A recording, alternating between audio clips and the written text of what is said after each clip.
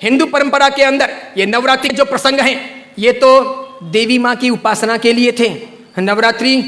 पवित्रतम रात्रियां कही जाती है, पवित्रतम दिन कहे जाते हैं। ये आसो जो चैत्र महीने में आती है, ये साधना के लिए, मंत्र साधनाओं के लिए, ब्रह्मचर्य के लिए, सत्व को प्राप्त करने के लिए, इष्ट की सिद्धि के लिए, अंतरतम की शक्तियों को जगाने के लिए, कुछ अच्छा हासिल करने के लिए होती हैं। समझदार हिंदू और समझदार जैन श्रावक श्राविका और समझदार हिंदू और समझदार जैन साधु संत इन दिनों में साधना में बैठते हैं, मौन रहते हैं, ब्रह्मचर्य का परिपालन करते हैं और आगे बढ़कर के शक्तियों को साधते हैं। उस जमाने में देवी माता की आरती करना, घट स्थापना करना, देवी माता को रिझाना और पुरुष एक तरफ महिला एक तरफ, महिलाओं की जगह में पुरुष की जगह में देवी माता को बीच में रख करके मात्र उनके हाथ से गरबे लें और इस प्रकार उनकी भक्ति करें, यह परंपरा थी नवरात्रि की। उसके बाद में मात्र गुजराती स्टाइल में डांडिया आए थे, तो बहनें बहनों में खेलती, बीच में देवी माँ की स्थापना की जाती, पुरुष में खेलते और इस प्रकार नौरते रखते, नवरात्रि पालते, खान पान का ध्यान रखते। उन दिनों में कोई शराब नहीं पीता, गुटखे नहीं खाता, चाय तक नहीं पीता, व्यसन नहीं करता, अलग अलग शयन करते, पति पत्नी अलग अलग रहते, ब्रह्मचर्य की साधना करते, संपर्क नहीं करते, शुद्धता प्राप्त करते और इतने सारे भोग विलास की जिंदगी के बीच में, इतने सारे विषय वासनाओं के बीच में कोशिश करते कि कुछ दिन पवित्रता के साथ बिताएं ताकि देवी माताओं के सानिध्य प्राप्त करके हम शक्ति संपन्न बन सके, उनके आशीर्वाद अपनी जिंदगी में फल सकें। गरबे गए, फिर डिस्को आया, नाना प्रकार के धुनें आई, नाना प्रकार के गायक आए, कई कंपनियां, कई संस्थाएं इसमें कूदी, कई सारे लोगों ने धन कमाना शुरू किया, छोटे बड़े ये डांडियों के अलग अलग कार्यक्रम होने लगे, सब लोग ललचाने लगे। देवी माँ एक तरफ रह गई, देवी की साधना एक तरफ रह गई, नवरात्रि की पवित्रता एक तरफ रह गई, घट स्थापना एक तरफ रह गई, गरबे लेने का भाव एक तरफ रह गया, आरती और देवी माँ को रिझाना, मातृ शक्तियों को प्रेरित करना, ये सब एक तरफ रह गया। आज डांडिये खेलने वालों में से किसको पता है कि साधना क्या है, ब्रह्मचर्य क्या है, ये क्यों है नवरात्रि, इसका हेतु क्या था, इसका रीजन क्या था, ये क्यों खेलनी चाहिए या नहीं खेलनी चाहिए, तो क्यों नहीं खेलनी चाहिए। मेरा ही नहीं, भारत के कई सारे अखबारों का,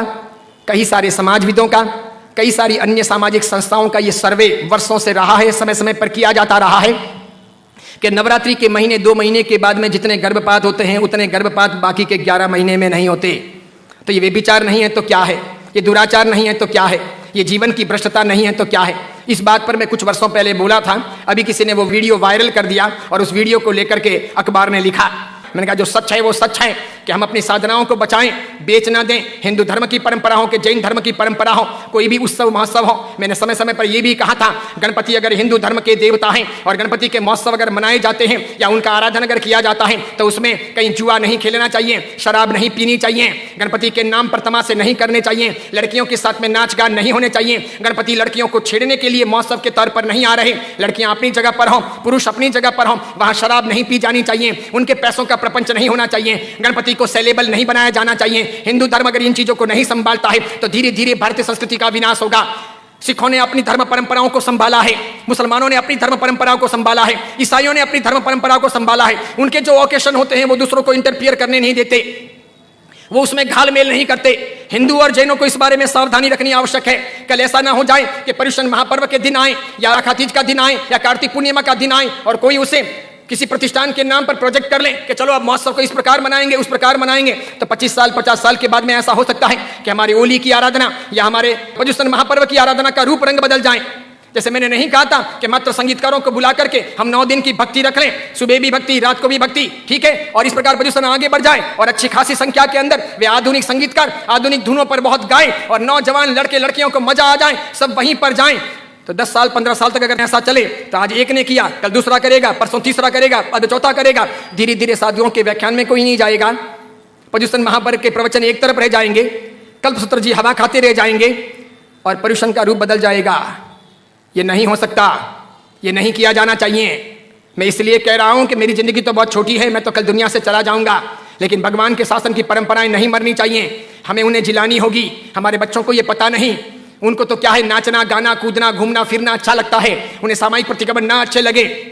बिना पंखों के रहना उन्हें ना अच्छा लगे, लेकिन जरूरी यह है पर्युषण महापर्व की पूरी प्रक्रिया, उसकी साधना की सारी व्यवस्था समझी जानी चाहिए और इसीलिए हर बाबत के अंदर सावधानी आवश्यक है। हमारा यह वीडियो अगर आपको पसंद आया हो